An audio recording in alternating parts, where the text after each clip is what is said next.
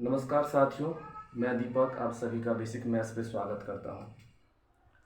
तो आज हम पढ़ेंगे प्रीवियस ईयर के जो क्वेश्चन आए हैं रेलवे के अंदर में, उस क्वेश्चन को सॉल्व करेंगे और आपको समझाएंगे कि इस क्वेश्चन को कैसे बिल्कुल बेसिक मेथड से और शॉर्ट ट्रिक दोनों से कैसे कर सकते हैं। ये क्वेश्चन है, यहाँ लिखा हुआ, मैंने पहले से इस क्वेश्चन को लिख लिया है ताकि आपका भी टाइम वेस्ट ना हो। एक दिन बेचे गए सभी टिकटों में से 46% टिकट सभी स्टूडेंटों द्वारा खरीदा गया।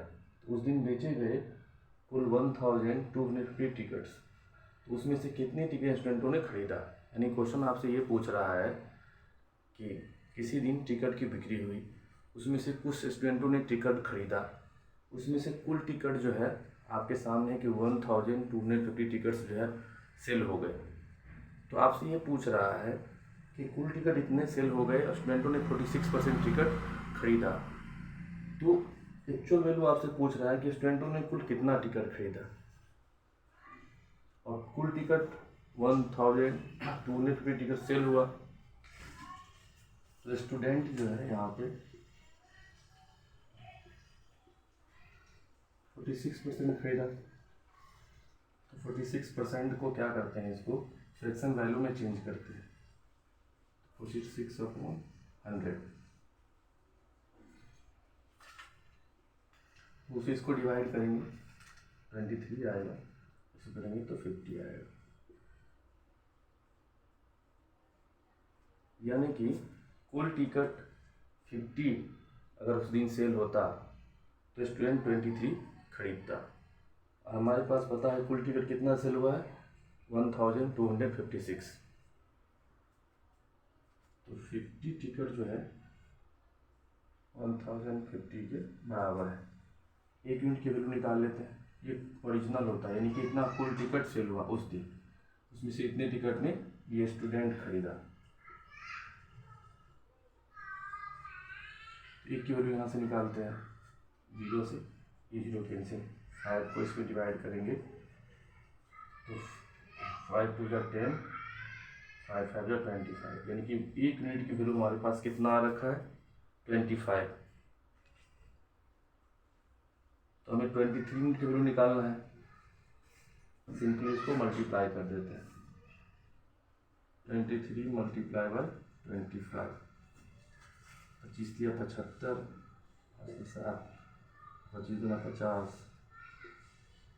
यानी कि कुल स्टूडेंटों ने 575 टिकट्स खरीदा।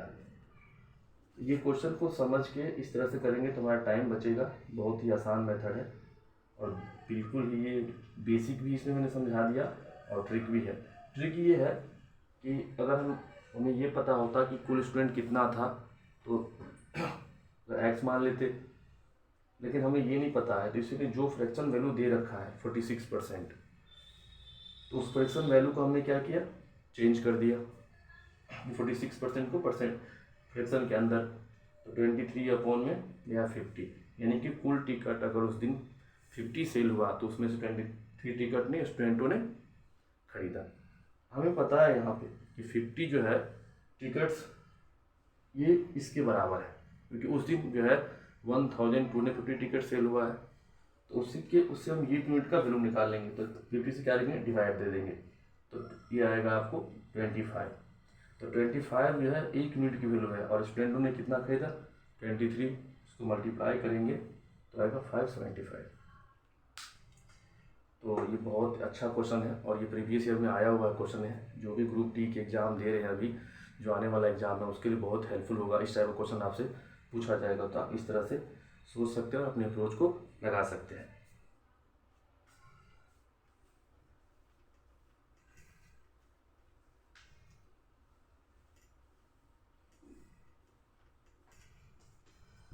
नेक्स्ट क्वेश्चन है,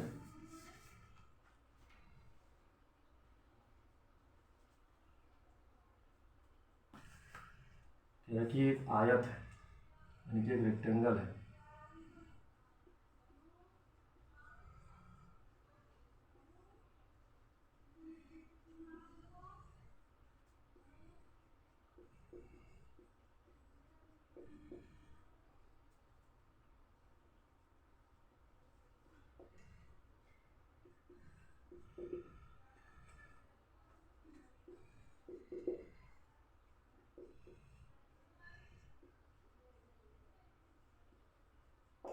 देखिए आयत की लंबाई और चौड़ाई क्रमशः 15% और 10% बढ़ा दिया गया है। तो आपसे ये क्वेश्चन पूछ रहा है कि इसके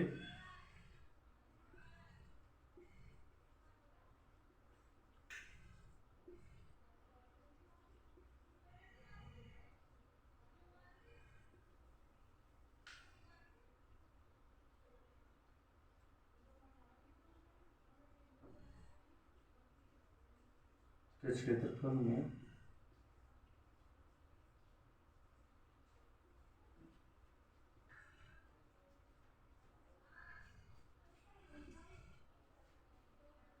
में क्या परिवर्तन आएगा।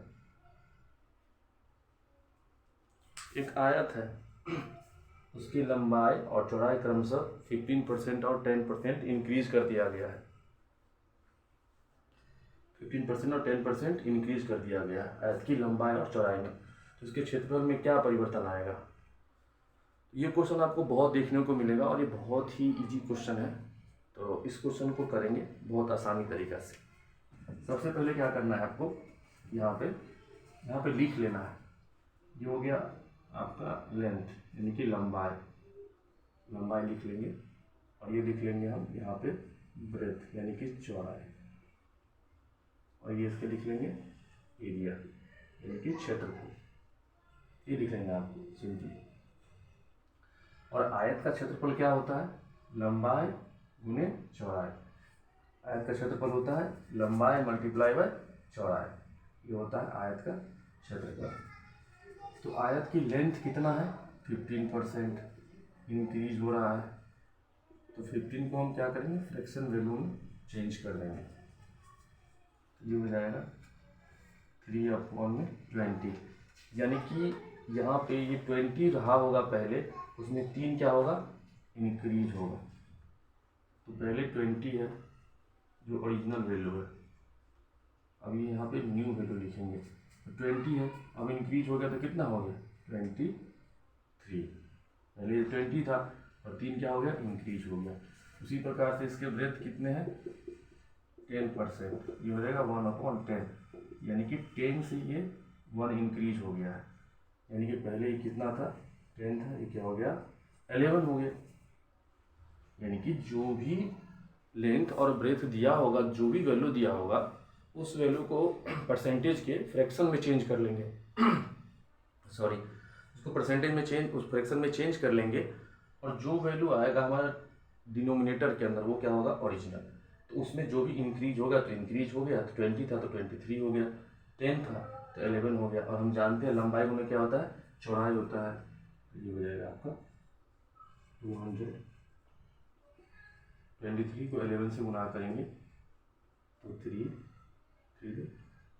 5 यानी कि 253, यानी कि इसका एरिया पहले कितना था, 200 था, अब हो गया 253 हो गया एरिया।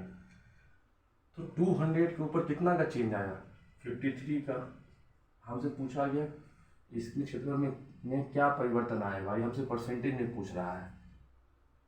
तो 200 पहले था और 53 इसमें चेंज आया 200 के ऊपर, परसेंटेज में तो 100% से मल्टीप्लाई कर देंगे, 253 को 2 से भाग देंगे, तो आपका ये वैल्यू आ जाएगा 2 से भाग दो, 2 दूना 4, 2 छक्के 12, यानी कि 26.5% आएगा।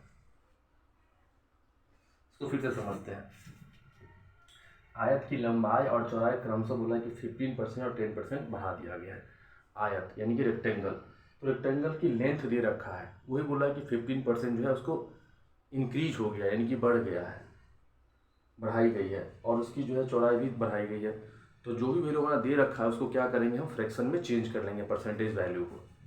तो चेंज किया हमने, तो 15/100 यानी कि 3/20, यानी कि 20 ये पहले रहा होगा, उस पर 3 का इंक्रीज हुआ है, तो 20 था तो 23 हो गया। ये 10 है, इसका ब्रेथ पहले 10 था, अब क्या हो गया 11। और हम आयत का जानते हैं कि आयत का क्षेत्रफल क्या होता है, लेंथ मल्टीप्लाई ब्रेथ। तो लेंथ मल्टीप्लाई ब्रेथ यानी कि 200। अब नया वाला जो वैल्यू है, नया वाला जो वैल्यू हमारे सामने है वो क्या है, लेंथ और ब्रेथ। तो इस दोनों को मल्टीप्लाई करेंगे तो आएगा, यानी कि पहले 200 था, अब क्या हो गया 253 हो गया। तो इसी के ऊपर कितना का चेंज आया, 53 का। परसेंटेज पूछ रहा है तो 53 इसके ऊपर, हमें 200 मल्टीप्लाई 100 करेंगे तो कितना आएगा, 100 अपॉन में 200, तो 100 2 बार में जाएगा, 202 एज कर 53 को डिवाइड करेंगे 2 से तो कितना आएगा, 26.5% आएगा। इस तरह से ही आपको क्वेश्चन पूछ सकता है। जैसे इस तरह का क्वेश्चन आपको पूछ सकता है कि कोई वर्ग है, यानी कि कोई जो है स्क्वायर है, उसके जो है सो लेंथ 10% इंक्रीज कर दिया जाए तो उसका जो है सो कितना परसेंट जो है सो उसके क्षेत्रफल में परिवर्तन आएगा, कितने परसेंट चेंज आएगा। तो सेम इसी तरह से आप कर सकते हैं।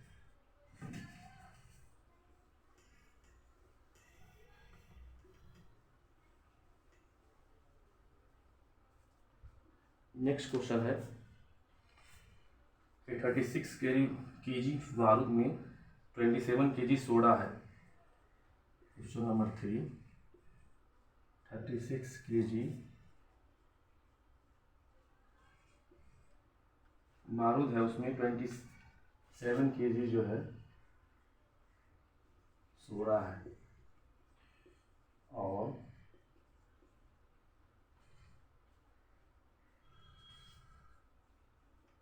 5.2 केजी चारकोल है।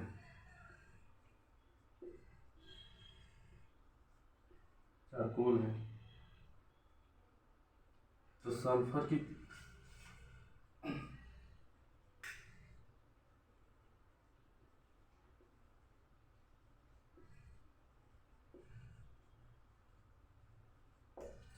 कुछ मात्रा है, तो सल्फर का प्रतिशत पूछ रहा है।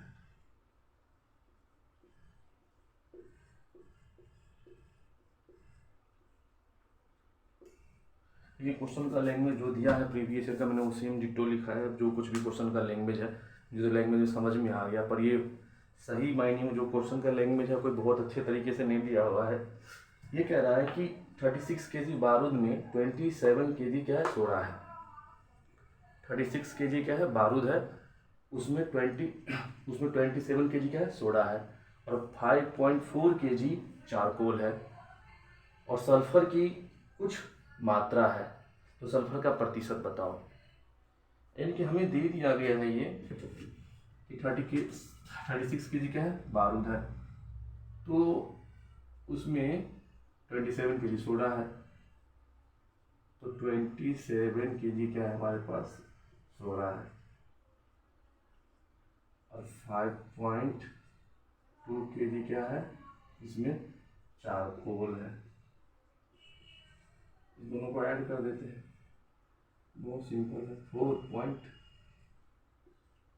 यानी कि 32 पॉइंट इसमें जो है ये दोनों है, तो बाकी क्या है इसमें, टोटल जो है 36 है, ये दोनों मिला के सोडा और चारकोल मिला है क्या है 32.4 है, इसमें से घटा देते हैं 32.4 0 6 पॉइंट ला के 0 कर दिए, 10 में 4 गया तो 6, और ये हो गया 5, हो गया तो 3, यानी कि इतना क्या है, सल्फर है हमारा। यानी कि हमसे ये पूछता कि सल्फर कितना है, सिर्फ प्रतिशत नहीं पूछता, तो कितना आता 3.6 जो है केजी आता क्या, सल्फर। ये लेकिन हमसे ये नहीं पूछ रहा है परसेंटेज। अब देखो टोटल जो हमारे पास बारूद है उसमें क्या क्या है, सल्फर भी है, सोडा भी है, और हमारे पास चारकोल भी है। तो इसमें सोडा हमें दे रखा है और हमारे पास चारकोल भी दे रखा है, तो सल्फर पूछता कितना है, तो बहुत इजी है, दोनों को जोड़ के इसमें से घटा देते पूछता, तो 3.6 केजी क्या है, सल्फर है। लेकिन हमसे पूछा है परसेंटेज, तो परसेंटेज हमेशा जितना टोटल होता है ना उस पर निकालते हैं। यानी कि टोटल कितना है हमारे पास, टोटल है हमारे पास 36, बारूद तो वही है, ये कितना है सल्फर 3.6, परसेंटेज पूछा है 100% से यही हो गया आपका सल्फर। इस पॉइंट को हटाएंगे, यहाँ लगाएंगे 36 से यह आता हो गया 10%। तो बहुत इजी है, इसको जो है इजी वे में समझ सकते हैं आसानी से। ये क्वेश्चन है, इस क्वेश्चन को हम देखेंगे, रिसॉल्व कर लिए होंगे, बनाने का प्रयास करेंगे। तो क्वेश्चन आएगा तो आपको समझ में आ गया होगा, ये 10% है। अब नेक्स्ट क्वेश्चन देखते हैं।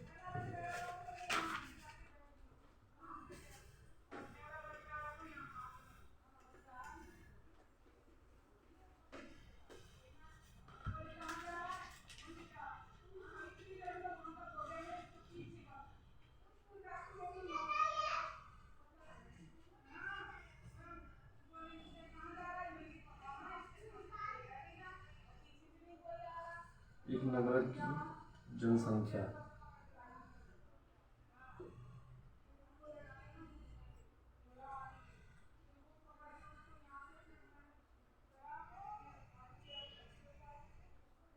बारह हजार,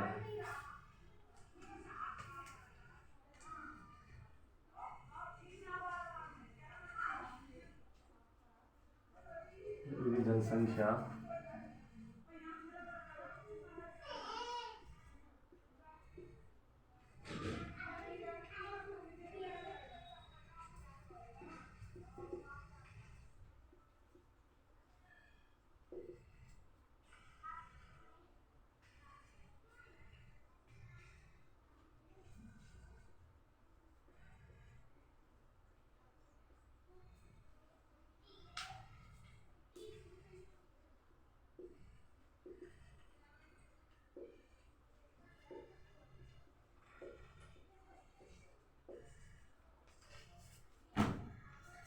क्वेश्चन है कि अगर एक नगर की जनसंख्या 12,000 है, यानी कि जनसंख्या जो वर्तमान जनसंख्या हो क्या है 12,000 है, और जनसंख्या दर 15% बढ़ता है। देखिए क्वेश्चन का लैंग्वेज है जैसा ने रेलवे ने पूछा है प्रीवियस ईयर में कि दर 15% बढ़ता है, तो 2 वर्ष बाद शहर की जनसंख्या ज्ञात करो, यानी कि 2 वर्ष बाद शहर की जनसंख्या कितना हो जाएगा। यानी कि कोई शहर है उसकी जनसंख्या कितना है 12,000 है, वो प्रेजेंट में जनसंख्या कितना है, प्रेजेंट में 12,000 है, यानी कि हम वर्तमान जनसंख्या क्या है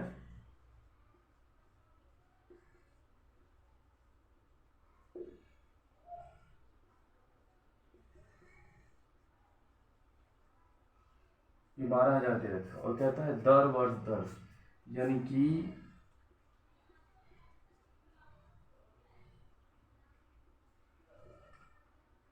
15% क्या हो रहा है बढ़ रहा है। लैंग्वेज और कुछ नहीं है क्वेश्चन में, बस लैंग्वेज का कमाल है, जो कुछ भी है। मतलब 15% क्या हो रहा है वो इंक्रीज कर रहा है, बढ़ रहा है प्रत्येक वर्ष। तो 2 वर्ष बाद जनसंख्या क्या होगा ये पूछा जा रहा है। एक तरीका तो ये है कि 12,000 का 15% निकाल लो, जितना आएगा फिर उसमें 12,000 जोड़ दो, फिर उसका 15% निकाल लो, फिर जितना आएगा उसमें ऐड कर दो, तो आपको मालूम चल जाएगा। और एक बहुत इजी मेथड से कैसे समझ सकते हैं आपको समझाते चलिए। 12,000 है वर्तमान में जनसंख्या, तो इसका कितना बढ़ रहा है 15%, यानी कि वो 100 होता तो कितना कितना हो जाता 115 हो जाता, तो 115, फिर जितना निकल के आएगा फिर उसका क्या होगा 15%, यानी कि फिर 115। यहाँ समझते हैं थोड़ा सा। अगर शहर की जनसंख्या 100 होता तो अगले साल क्या हो जाता 15, क्योंकि 15% 100 का निकल के 15 आएगा, और जो भी आता उसका फिर हम निकालते कितना 15%, उसमें ऐड कर देते, तो क्यों ना जो जनसंख्या हमको दिया है उसका 115%, फिर जो भी आएगा फिर उसका 115%। यानी कि इसको मैं इस तरह से और आपको समझाऊं, इस तरह से कह सकता हूं कि ये जनसंख्या है 12,000, इसका हमें 15%, तो 15% जितना जितना जनसंख्या एक वर्ष के अंत में आ जाएगा टोटल, जो जनसंख्या अभी है और जो संख्या बढ़ गया है, उस दोनों को ऐड करेंगे, फिर उसका 15% निकालेंगे। तो यानी कि इसका हम ये बोले 115 बट्टे में 100, ये हमारे पास ऑप्शन आ जाता। और ये आया हमारा एक वर्ष का निकल के आएगा टोटल।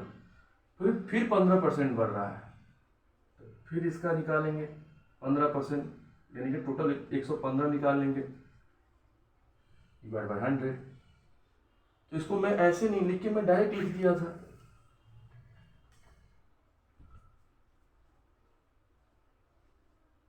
इसका 15%, फिर जो जनसंख्या आता वो भी 15%, एक वर्ष बाद जो भी निकल के आता। ये जो 2 जीरो कैंसिल हो गया और इससे ये कैंसिल हो गया। अब 5 से डिवाइड करेंगे, 2 5 2 जा 10, 5 3 जा 15, 2 से ये जाएगा 6 में। अब इसको मल्टीप्लाई कर देते हैं, तो 6 से पहले इसको कर लेते हैं, 6 को 23 से, यानी कि 6 मल्टीप्लाई 115 मल्टीप्लाई बाय 23। तो यार इसको इससे पहले कर लेते हैं, इजी हो जाएगा हमारे लिए। 6 पंचे 30, फिर ये हमारा आ जाएगा 3 और ये आ जाएगा 6। तो इसको 23 से कर लेते हैं,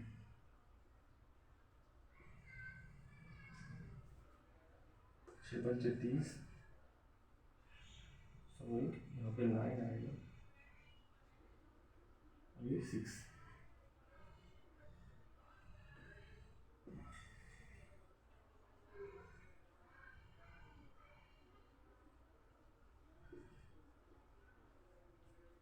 जीरो 9 या 27, 2 6 18, 2 20, 0 9 2 18, 14 12 13।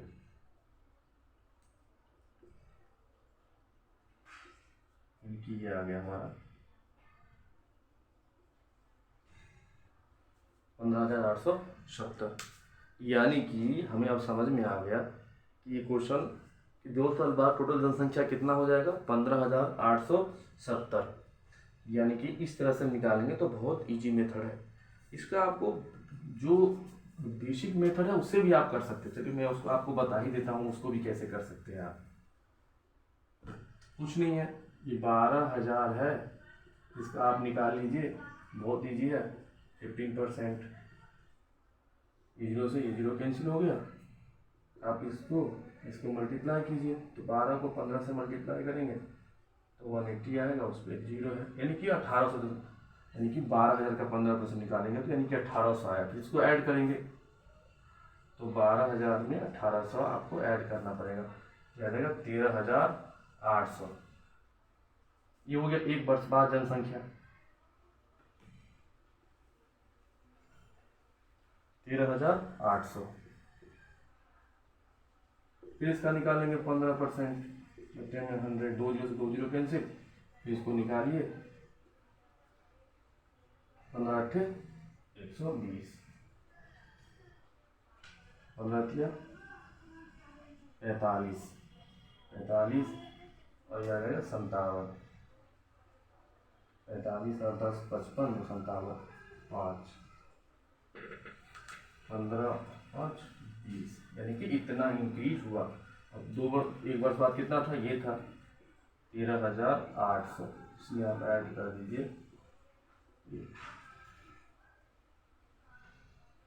0 7 8 5 आ गया 15,800, ऐसे भी आ गया। तो आपने ट्रिक से भी देख लिया और बेसिक मेथड भी देख लिया।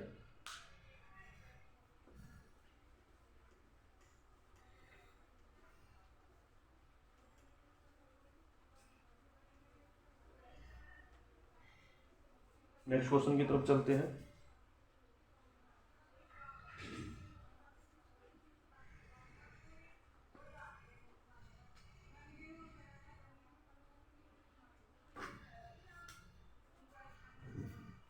प्रॉफिट एंड लॉस का है, एक वस्तु को 22% हानि पर बेचा गया, 22% हानि पर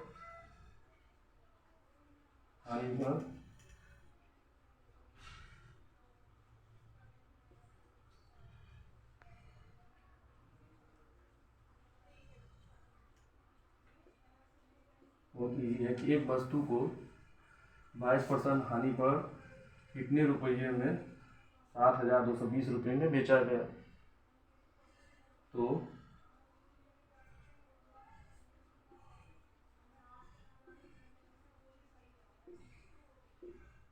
वस्तु का क्रय मूल्य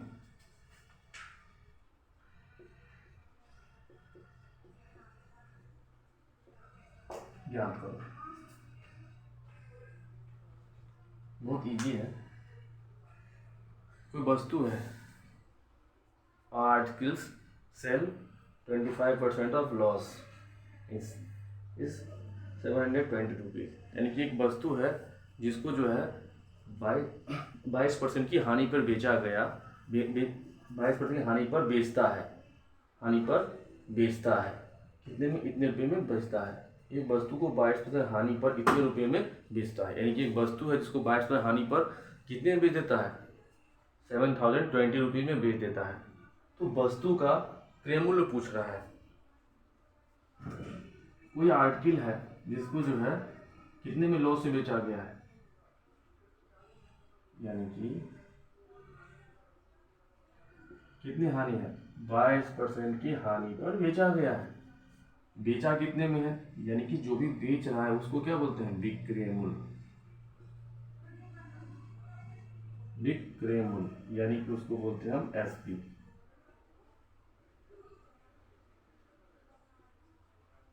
$7,200 में बेचा, 20 रुपये में बेचा गया है। हमसे पूछ रहा क्या है, वस्तु का क्रय मूल्य पूछ रहा है। क्रय मूल्य यानी कि वस्तु का सीपी पूछ रहा है कितना है। क्वेश्चन बहुत इजी है। ये जो फ्रैक्शन वैल्यू दे रखा है ना, ये हानि पे बेचा गया है, ये जो परसेंटेज वैल्यू दे रखा है, इसको हम क्या करेंगे, फ्रैक्शन वैल्यू में चेंज करेंगे। यानी कि 22% जो दे रखा है ना, इसको हम चेंज कर लेते हैं फ्रैक्शन वैल्यू में, 22/100।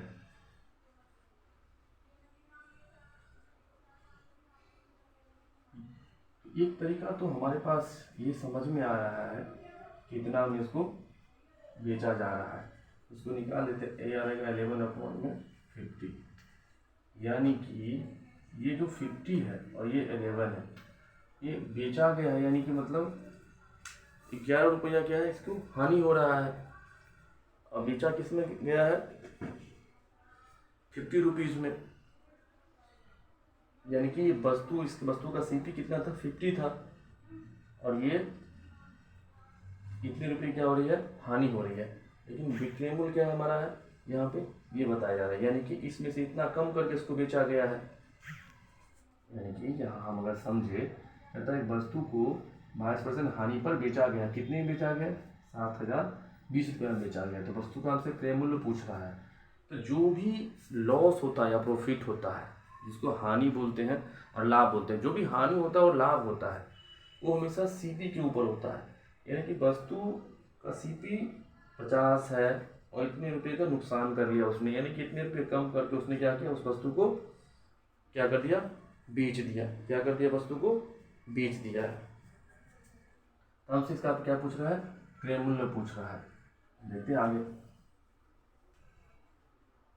तो ये जो वैल्यू दे रखा है 22%, इसका फ्रैक्शन में चेंज कर लीजिए। ये 11 आ जाएगा और ये आ जाएगा 50, यानी कि ये इतना रुपया नुकसान करके वस्तु को क्या कर रहा है, ये बेच रहा है। कितना रुपया, 11 रुपया। उसके बाद इसको इतने में बेच रहा है। तो इसको माइनस कर दीजिए, तो ये आ जाएगा आपका यहाँ से 39 आ जाएगा, यानी कि इतना में बेच रहा है। तो 39 किसके बराबर है? 720 के बराबर है। किसके बराबर है? 7020 के बराबर है। तो इसका यहाँ से आप 1 यूनिट का वैल्यू निकाल लीजिए, इसको डिवाइड कर दीजिए और फिर आप इसको मल्टीप्लाई कर दीजिए। जो क्रेम हमसे पूछ रहा है कितने हैं? 50 से। तो ये आपका वैल्यू यहाँ से निकल के आ जाएगा। तो इसको कीजिए डिवाइड, इसे डिवाइड कर दें इसको 39 से। ये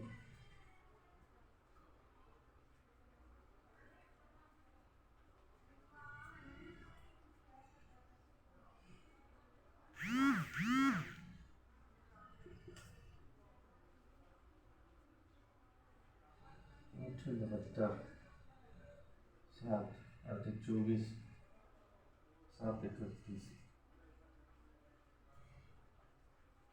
देखिए इसकी वैल्यू कितना करेंगे तो कितना आएगा? 180 आएगा। तो इसको मल्टीप्लाई करेंगे तो आ जाएगा 18×90 9000। इस क्वेश्चन को आपको हम फिर से समझा रहे हैं एक बार। इसका आंसर आ गया 9000। ऐसे क्वेश्चन को कैसे कर सकते हैं? बहुत इजी मेथड से। तो जो भी वैल्यू हमको दे रखा है, लॉस या प्रॉफिट यानी कि हानि दे रखा है, कितना दे रखा है हानि? 22%। इसको आप फ्रैक्शन बना लीजिए। कोई भी वस्तु का जो हानि होता है या फिर लॉस होता है वो हमेशा जो है ना उसके क्रय मूल्य पे होता है। तो ये हानि है, तो इसको फ्रैक्शन में चेंज करेंगे तो 22 में क्या आएगा? 100, यानी कि इसको आएगा 11/50, यानी कि ये इसका CP 50 है, इसको हम क्रय मूल्य बोलते हैं। और ये इतना लॉस हुआ, ये कितना हानि हुआ इसका ये। तो यहाँ से हमें पता चल रहा है इतना हानि बेचा कितने में? तो 50 में से 11 माइनस करिए तो कितना आ गया? 39। और ये कह रहा है कितने में बेच रहा है? कह रहा है ये बेच रहा है 7020 में। तो यहाँ से 1 यूनिट के वैल्यू निकालेंगे, इसे भाग देंगे, आएगा तो 180 आएगा। और कितना है हमारा CP? 50। तो 50 की वैल्यू पूछ रहा है, तो 50 मल्टीप्लाई 180 यानी कि आ गया 9000। तो इसका CP कितना निकल गया? 9000। अब यहाँ से आपको यही पूछ देता कि इसको एक्चुअल में कितना हानि हुआ है। परसेंट पूछा है कि 22% हानि हुआ है। आपसे ये पूछता कि एक्चुअल में कितना हानि हुआ है, तो भी आप क्या करते? इसको निकाल लेते।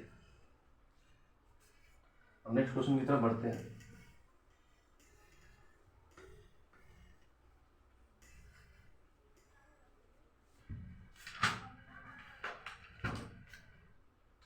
इसी तरह का क्वेश्चन है।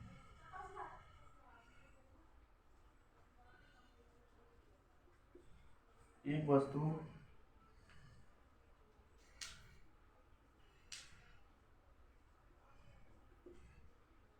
25% लाभ पर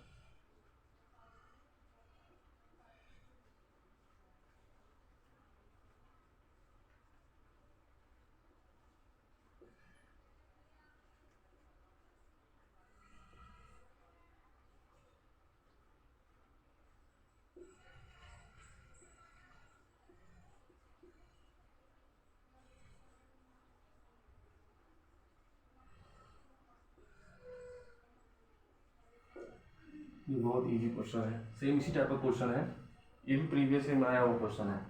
एक वस्तु 25% लाभ पर 290 रुपये में बेचा जाता है। एक वस्तु है तो 25% लाभ पर कितने में बेचा जाता है? 290 रुपया में बेचा जाता है। तो वस्तु का क्रय मूल्य ज्ञात करिए। बहुत ही बढ़िया क्वेश्चन है। सबसे पहले जो भी दिया हुआ है परसेंटेज, लॉस दिया हुआ है या प्रॉफिट दिया, यानी कि लाभ दिया हानि दिया, उसको लिख लेते हैं। तो बोला है लाभ, यानी कि इसको प्रॉफिट हो रहा है कितना? 25%। वस्तु को बेच कितने में रहा है? यानी कि इसको बेचना, यानी कि विक्रय मूल्य कितने में बेच रहा है? 290 रुपये में। हमसे पूछा क्या गया? फिर से वही बात पूछा गया, CP पूछा गया है।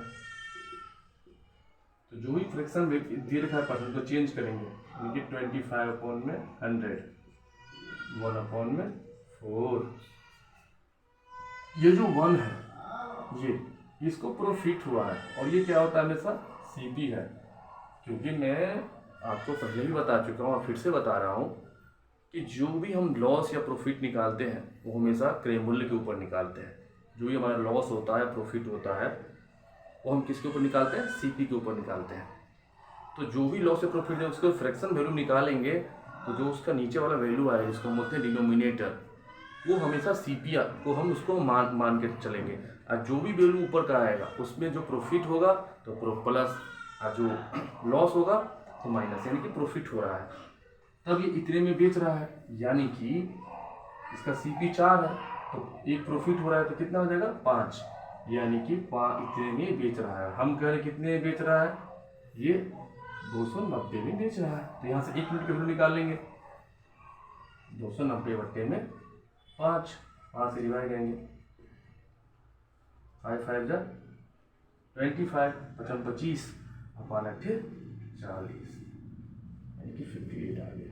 और क्या हमारा सीपी 4 यूनिट है तो 4 मल्टीप्लाई 85 करेंगे, तो मल्टीप्लाई कर लीजिए, 5 का 20, 5 का 20 और 8 32, 32 और 2 35,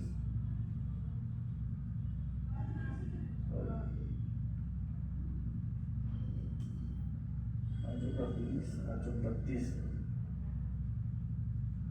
आ जाएगा 34, 25% के लाभ पे बेचा गया है, यानी कि 1/4, और एक लाभ पे बेचा गया यानी कि 5 रुपये की वस्तु इतने में बेचा गया है। 1 किलो निकालेंगे तो 25, 4 बाटे 40, फिर क्या पूछा है? सीपी पूछा है, मल्टीप्लाई करेंगे तो 5 का 20, 8 32, 35 34, यानी कि 340 रुपया इसका आंसर आ जाएगा।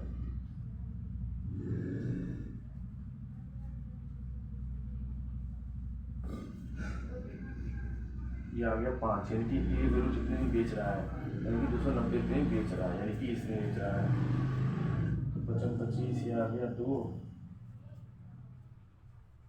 290, 55 25, 5 8 5 40, 58, 4 से मल्टीप्लाई करेंगे 832,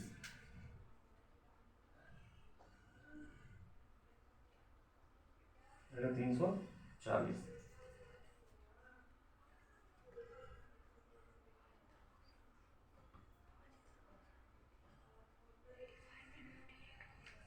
सॉरी लिखने में मिस्टेक हो गया, ये 58 है, 58 को हम 4 से मल्टीप्लाई करेंगे, सॉरी, तो 8 32 और 5 का 20,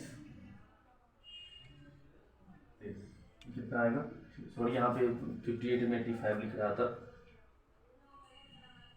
8 32 और ये आपका आ जाएगा 5 का 20 और 23, यानी कितना आ जाएगा? ये इसकी सीपी कितना आ गया? 232 आ जाएगा।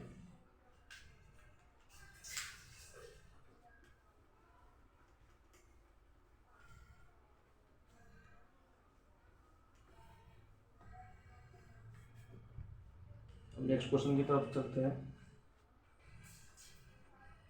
2 उपकरण दिया हुआ है, 2 उपकरण है,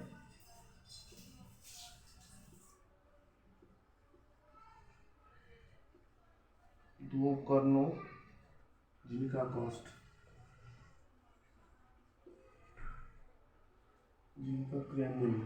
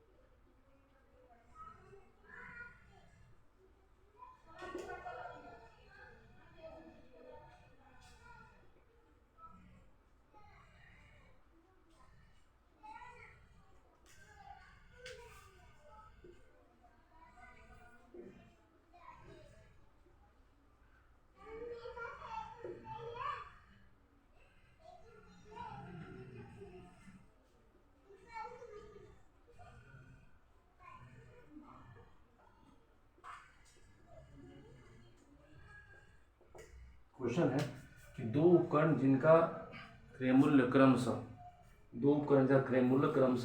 15,000 और 20,000 है, उन पर 8% और 12% का छूट दिया गया है, तो कुल विक्रय मूल्य ज्ञात करो। यानी कि दो उपकरण है, कोई सा भी दो उपकरण हो सकता है, उस पर जो है हमको उसका दे रखा है क्रय मूल्य, यानी कि उसका प्राइस दे रखा है जितने में उसने खरीद के लाया था, यानी कि क्रय मूल्य दे रखा है 15,000 और 20,000 है। क्रय मूल्य दे रखा है, तो उस पर उसने ये दे रखा है कि 8% और 12% का है छूट, तो कुल विक्रय मूल्य ज्ञात करो। यानी कि कोई दो वस्तु है जिसका वैल्यू दे रखा है कि इतने रुपये, एक का दे रखा है 15,000 और एक का दे रखा है 20,000, तो उस पर छूट दे रखा है, एक पे 8% है, दूसरे पे 12% है। तो हमसे पूछा ये जा रहा है तो कुल विक्रय मूल्य ज्ञात करो, यानी कि कुल विक्रय मूल्य वस्तु का कितना होगा। यानी कि इसका मतलब हमें ये इसका क्रय मूल्य दे रखा है, क्रय मूल्य दे रखा है, ये मान लीजिए दो कोई है, ये 15,000 है और ये 20,000 है, इस पे दे रखा है कितना 8% का, तो इस पे सिंपली है 8% इसका निकाल लेते हैं।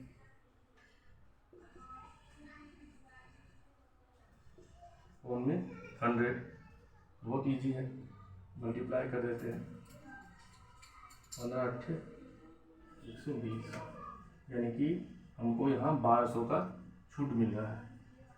दूसरा 20,000 है, सॉरी 20,000 के ऊपर कितने का है, 12% का है,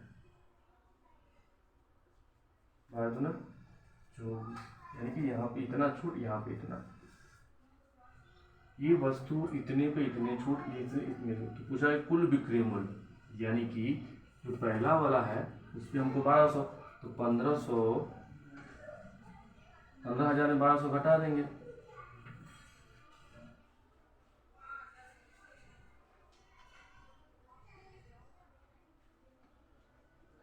यानी कि इसका जो हो गया वो SP कितना हो गया 13,800,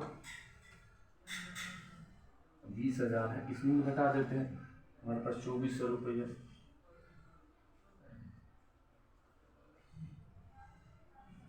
ये हो गया 17,600। ये हो गया, दोनों को ऐड कर देंगे, वही हमसे पूछ रहा है कुल क्या होगा विक्रय मूल्य, 17,600 और ये हो गया 13,800।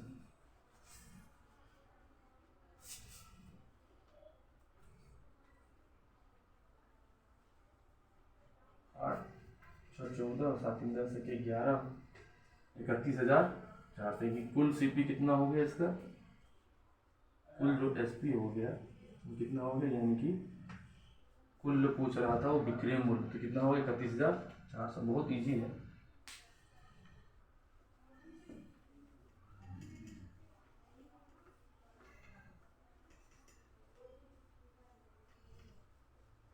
नेक्स्ट क्वेश्चन देखते हैं।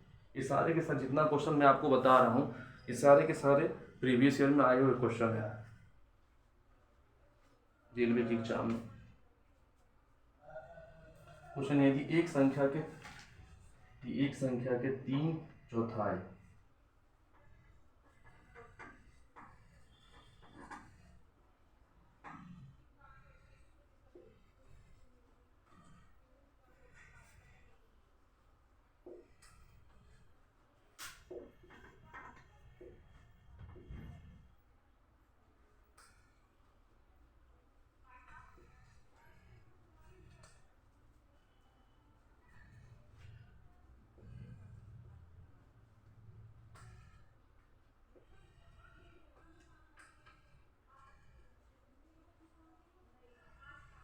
यदि एक संख्या के 3/4 का 2/5 36 है,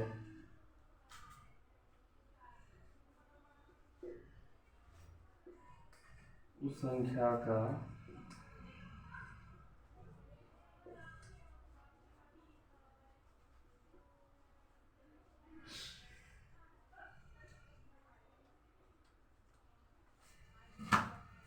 यदि एक संख्या के 3/4 का 2/5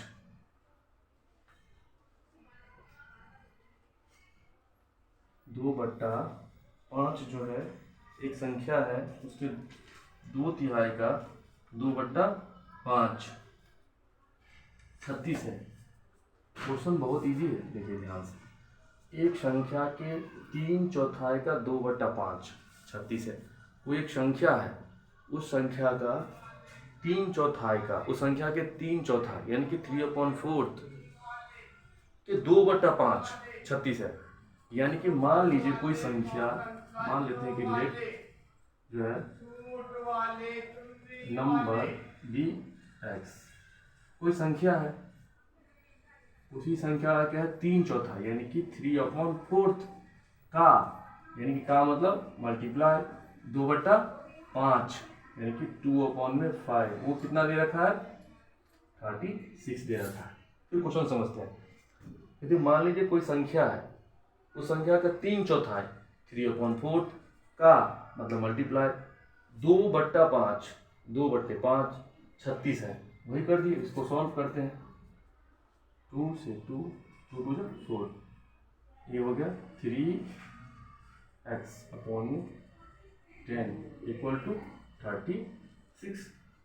x निकाल देते हैं, 36 क्रॉस मल्टीप्लाई करते हैं 10 अपॉन 3, आ गया 12 मल्टीप्लाई 120। ये संख्या पूछता कि वो संख्या क्या है, तो 120। वो संख्या नहीं पूछ रहा कि 2/3 संख्या का, तो संख्या हमारे पास क्या आ गया है 120। उसका क्या पूछ रहा है 2/3, 2/3 3 मल्टीप्लाई 4 यानी कि 80 आ गया। बहुत आसान है। क्वेश्चन को अगर हम एक बार समझ जाते हैं, और आपको मैं इसी तरह से जितने भी प्रीवियस ईयर क्वेश्चन है जो रेलवे के अंदर में पूछा गया है, मैं आपको बताते रहूँगा इजी से, कोई दिक्कत नहीं है आपको, और आगे भी क्वेश्चन बता रहा हूँ मैं।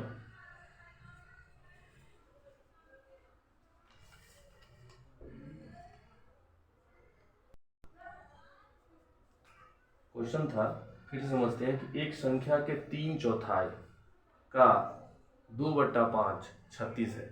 हमें पता नहीं वो संख्या क्या है, उसके 3/4 का 2/5, तो संख्या x है, उसका 3/4, उसका फिर 2/5 और 36 दिया है। 2 से 4 है 2 बार में, फिर ऊपर का नंबर x है तो 3x, फिर 2 को 5 से मल्टीप्लाई 10, ये किसके बराबर है 36 के। x निकालते हैं, जिसको क्रॉस मल्टीप्लाई करते हैं, 36 मल्टीप्लाई 10, और ये 3 से डिवाइड होता है, 3 को 12 बार में बार दिया 36, तो 120। सिर्फ संख्या पूछता है कि संख्या ज्ञात कीजिए, वो संख्या क्या है, तो 120। पर हमसे पूछा उस संख्या का 2/3 ज्ञात करो। 2/3 मतलब 2/3, 3 को 12 से 40 मल्टीप्लाई 2 यानी कि 80 आ गया। संख्या क्या है 80 है।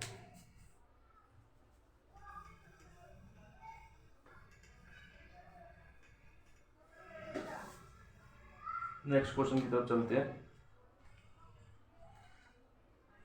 ये बहुत इजी क्वेश्चन है। ये सारे के सारे जितने भी हम आपको क्वेश्चन बता रहे सारे प्रीवियस ईयर में आए हुए क्वेश्चन है। तो क्वेश्चन है 36 और 63 एससीएफ पूछ रहा है।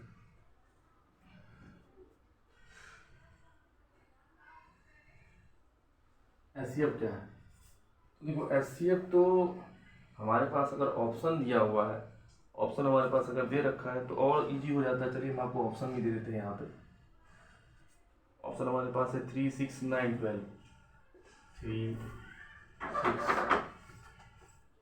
9 12,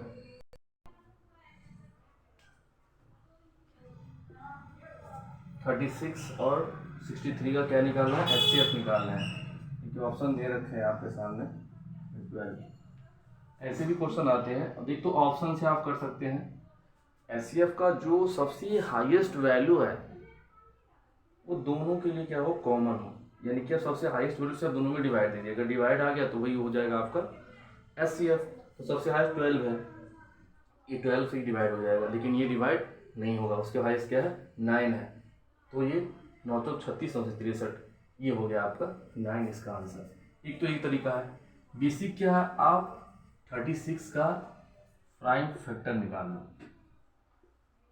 वो पे 18, फिर 2 से 9, फिर 3 से 1, यानी कि 36 का प्राइम फैक्टर क्या आ गया, 2 × 2, 3 × 3, ये आ गया।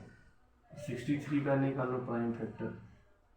ये उन लोगों के लिए है जो बिल्कुल बेसिक है, जिसको ये मेथड अगर समझ में नहीं भी आए तो बेसिक मेथड आपको पता होना चाहिए, जो हम 8 क्लास से पढ़ते आ रहे हैं। 8 से नहीं, इवन डेट 6 में भी है ये। तो 3 से लगाएंगे, 3 2 जा 6, 3 1 जा 3 से 7, 7 से 1, यानी कि 63 का प्राइम फैक्टर क्या आ गया, 3 × 3 × 7। ये भी और ये भी कॉमन है, ये भी और ये भी कॉमन है, यानी कि इसमें भी 3, इसमें भी 3 कॉमन है, जो दोनों में कॉमन हो 3 × 3 यानी कि 9, ये आ गया इसका हैसियत। नहीं तो आप, मैंने आपको बताया कि ऑप्शन अगर इस तरह से रहे तो इसको कॉपी पेन चलाने की ज़रूरत नहीं है, आप विदाउट कॉपी पेन का यूज इसे बना सकते हैं। सबसे हाईएस्ट वैल्यू जो ऑप्शन में दिया रहेगा, जैसे 12 है, दोनों से डिवाइड हो जा रहा है तो दोनों वैल्यू दे रखा है, तो नहीं हो रहा है, फिर 9 है, 9 दोनों से हो रहा है, तो इसका क्या हो गया, आंसर हो गया। दूसरा मेथड क्या है, प्राइम फैक्टर मेथड है। इसका हम क्या लेंगे, प्राइम फैक्टर निकाल लेते हैं।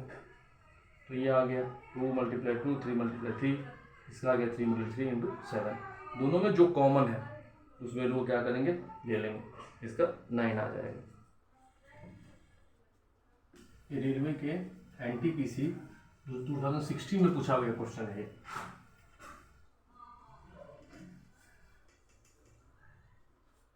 नेक्स्ट क्वेश्चन है, ये ट्रिग्नोमेट्री का क्वेश्चन है। क्वेश्चन है tan theta plus cot theta का होल स्क्वायर। इसके ऑप्शन दे रखे, मैं ऑप्शन आपको यहाँ पे लिख देता हूँ। ए में ऑप्शन है sin square theta cos square theta,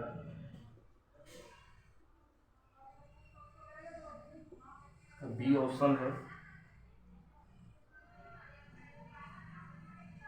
second square theta into cosec square theta.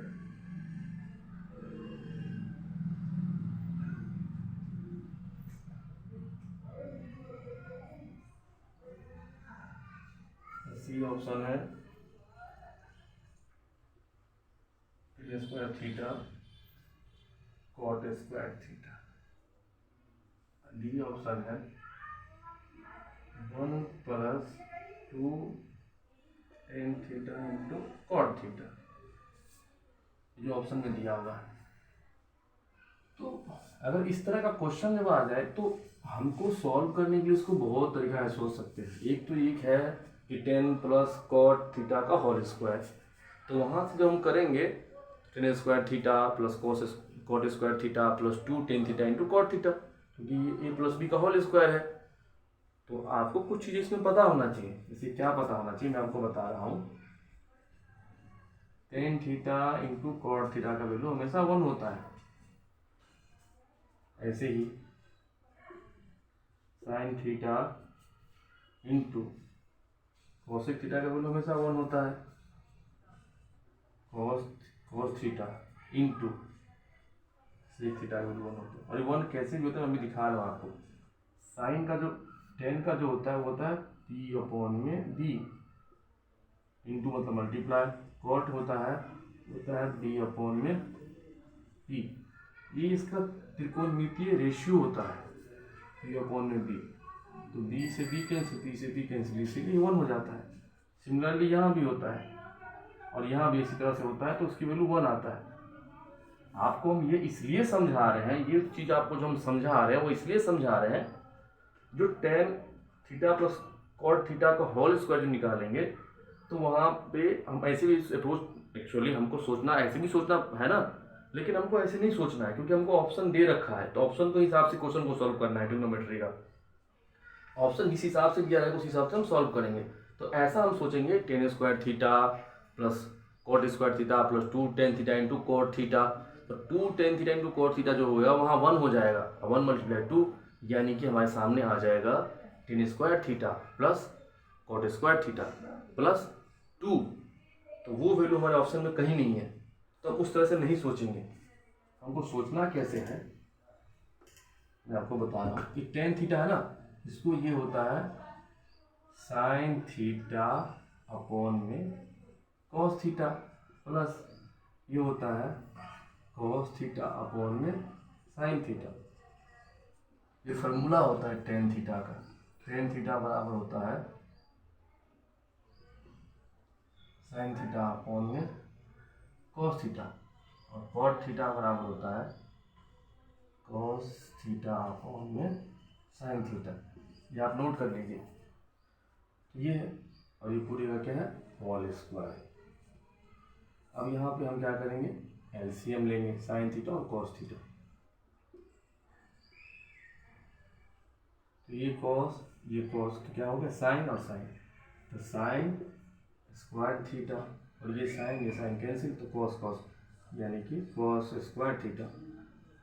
और जान लीजिए sine square theta plus cos square theta बराबर 1 होता है। इसकी वैल्यू क्या आ जाएगा, पूरे की वैल्यू 1 यानी कि 1 अपॉन में आ जाएगा sine theta into cos theta. ऐसा हमारे पास ऑप्शन तो कहीं गिवन नहीं है इस तरह से। तो इसको क्या करते हैं, इसको हम क्या लिख सकते हैं वो आपको हम समझा रहे हैं। इसको हम किस तरह से यहाँ पे वैल्यू को लिख सकते हैं। और ये पूरे को क्या है होल स्क्वायर है, तो हम इसको ऐसे लिख सकते हैं 1 upon sine theta multiply 1 upon cos theta. और ये अलग अलग स्क्वायर लगा देते हैं इस तरह से 1 upon sine theta multiply 1 upon cos theta का होल स्क्वायर अलग लगा दे। तो 1 अपॉन साइन थीटा होता है कोसेक थीटा मल्टीप्लाई ये होता है sec theta sec square theta. ये यहाँ पे समझा रहे हैं आपको 1 अपॉन साइन थीटा बराबर होता है cosec theta, 1 upon cos theta बराबर होता है सेक थीटा। तो 1 अपॉन साइन थीटा क्या होता है कोसेक थीटा, तो स्क्वायर लगा तो स्क्वायर लग दिए। 1 अपॉन कॉस थीटा क्या होता है सेक थीटा, स्क्वायर लगा है तो स्क्वायर लगा दिए। ऐसा ऑप्शन है तुम्हारे पास, ऐसा ऑप्शन है cosec square theta multiply sec square theta, cosec square theta और सेक स्क्वायर थीटा, ये ऑप्शन। तो बहुत ही इजी है, इतना टाइम एग्जाम में नहीं लगाएंगे, हमें पता होगा झट से इस तरह से कर लेंगे। लेकिन आपको मैं सोचने का अप्रोच बताया हूँ कि आप इसको किस तरह से सोच सकते हैं इस तरह के क्वेश्चन को। अब एक लास्ट क्वेश्चन है, वीडियो थोड़ा ज़्यादा लंबा हो जाएगा। एक लास्ट क्वेश्चन रह गया है, वो क्वेश्चन है गुणनखंड का। बोल रहा है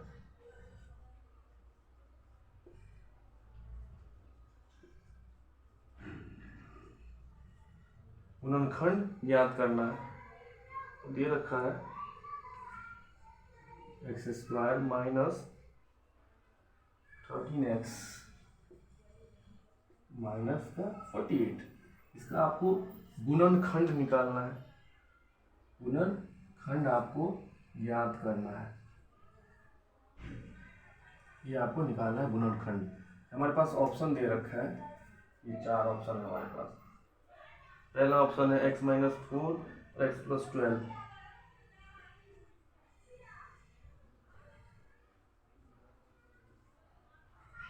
दूसरा ऑप्शन है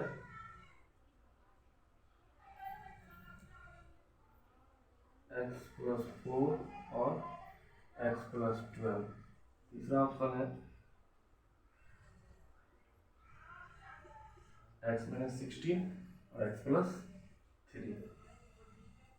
चौथा है